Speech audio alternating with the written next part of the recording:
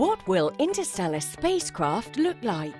Have you ever wondered where the human race will be in 100,000 years' time? Will we still be bound to our terrestrial home? Or will we have spread through the galaxy, colonizing Earth-like planets in neighboring solar systems? This is a common dream among us, but to achieve it, we must first develop interstellar spaceflight. And to do so, we must understand what we as humans will require to survive the unforgiving environment. And once we understand what we must endure, what will our final creation look like?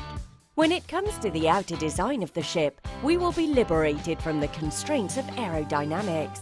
This interstellar spacecraft will never travel through atmosphere, so we'll never have to compete with air resistance. So all notions of wings and sleek design can be forgotten.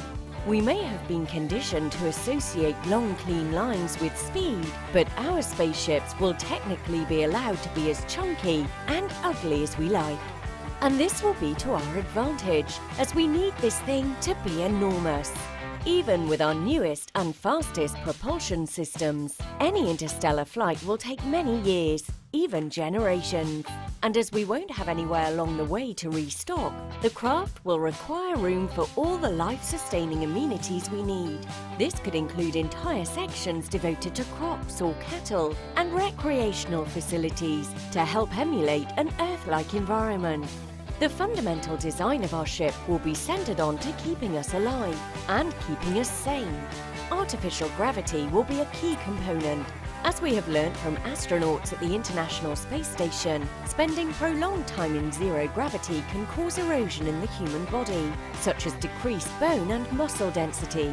To prevent this, a large centrifuge, not unlike the one seen in 2001: A Space Odyssey, or more recently in The Martian, could be used.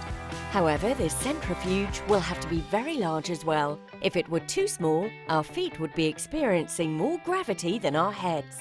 This will not only feel unpleasant, but will cause blood circulation problems within the body. The method of propulsion will also impact the look of our ship, but some offer up bigger problems than others. Fission or fusion power are the most attractive energy sources when considering efficiency. But perfecting fission, or even achieving fusion, has been a struggle in Earth-based labs, let alone in space. Any propulsion method requiring a large surface area, such as solar sails, will have to contend with interstellar dust, not as a form of resistance, but as projectiles. These millions of tiny particles smashing into our ship and our sail at astounding speeds have the ability to cause real damage. We need to think about how our ship will protect us. Dust projectiles aren't our only threat, as cosmic radiation is feared to be incredibly hazardous to our health.